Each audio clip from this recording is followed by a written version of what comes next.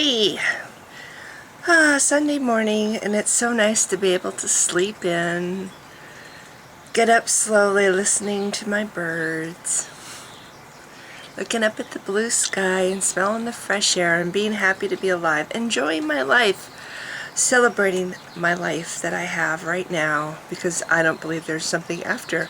So I'm not living my life for something that may or may not happen, very likely won't. But anyway, actually, what was on my mind this morning has more to do with depression. Can you believe it? Me talk about depression? No, I've made a lot of videos about depression. And because it's something that I've gotten to experience personally in my life. In fact, probably during most of my life, except I didn't really know that I was, until I finally stuck it out with a therapist. In the past, I've tried to do therapy, and they want you to get into your past.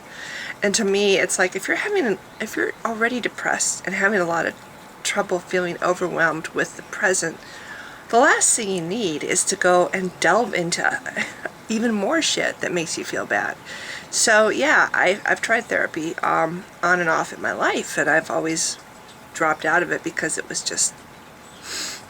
it just made me angry that let's delve into this stuff that you just don't want to think about, So yeah, the whole attitude that I've gotten so many times as a depressed person is, oh, you have to love yourself before others can love you. You have to love yourself.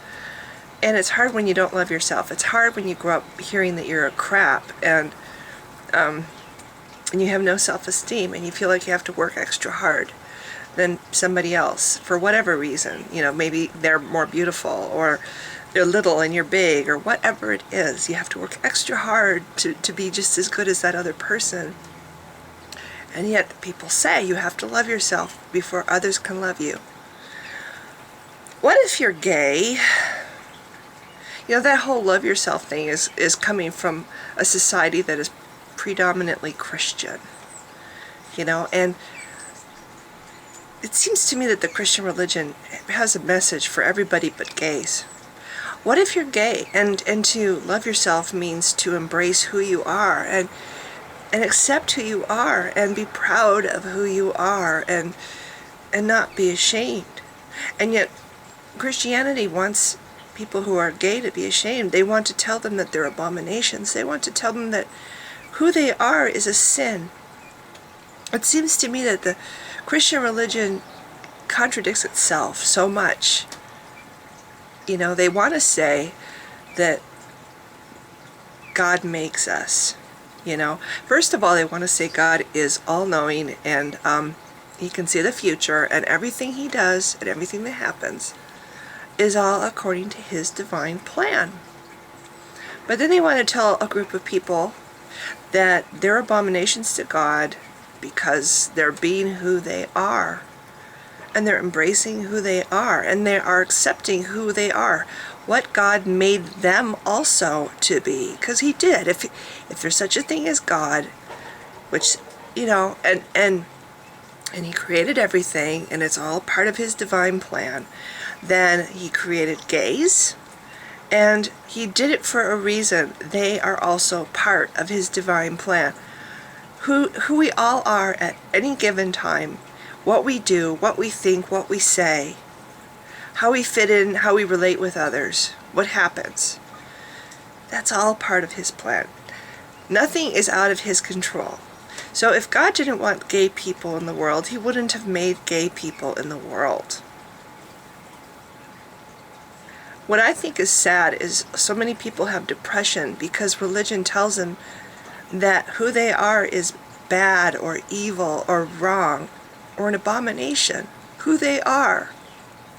Imagine if you were a Christian and your own religion was telling you that who you really are is shameful and wrong, and you're sinning just being who you are.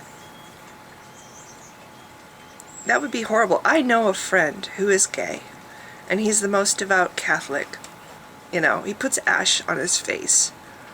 And, he'll leave work and be gone for a little while. He'll come back. He'll have ash on his face. He's very devout Catholic.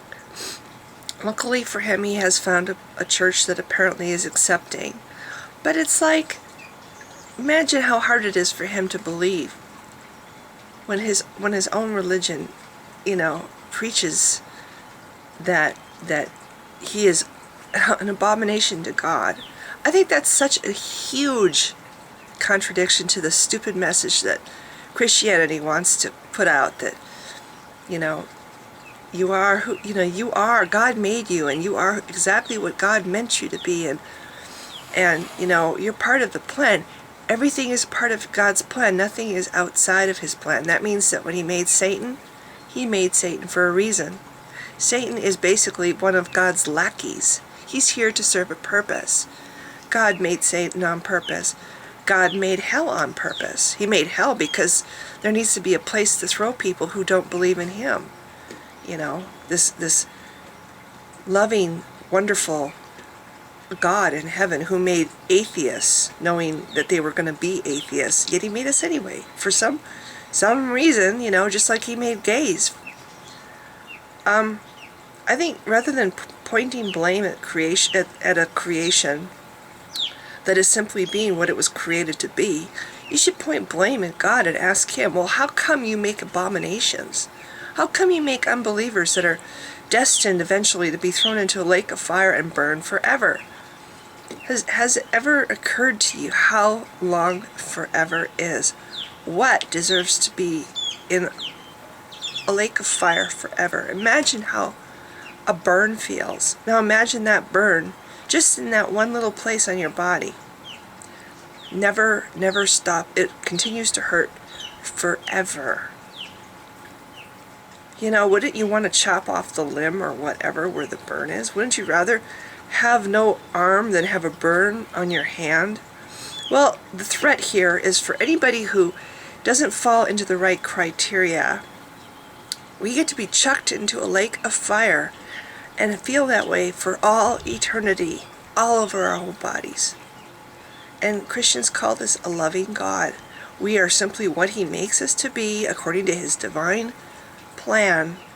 And if he makes us to be whatever it is that doesn't add up to being a Christian, born in America most likely, and spoon-fed this religion their whole life so they believe it, then they get to be punished and tormented forever. Some of the nicest people I know are gays. Some of the nicest people. You know what I like about gay men? I haven't really met a lot of gay women. But what I like about gay men is I can be friends with them. I didn't get to have a male role model when I was growing up. I've tried really, really hard to have male friends. It's really hard to have male friends.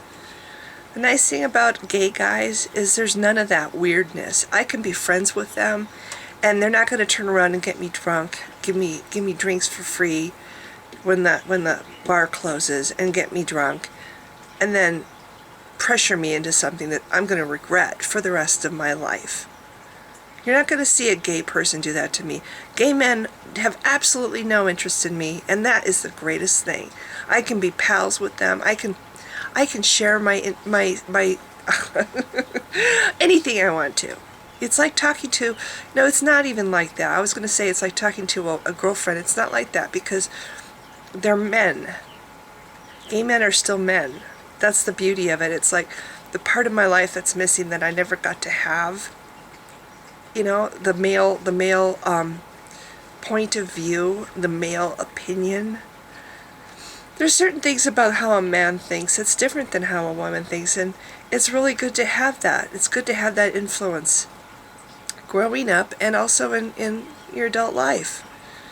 And when you don't have that, it's hard. And I love having friends that I know are friends that I don't ever have to worry that this person's going to start developing feelings for me. Or, if I'm too nice to them, they're going to start worrying that, ooh, I'm after them, and then turn a whole bar against me. Okay, I know it always comes back to that, doesn't it? Well, that's a great example of what I'm talking about. It's like, and the part that angers me is he knows I wasn't after him. He knows I was after an explanation. There's a slight difference. Anyway, I don't want to digress back down to that.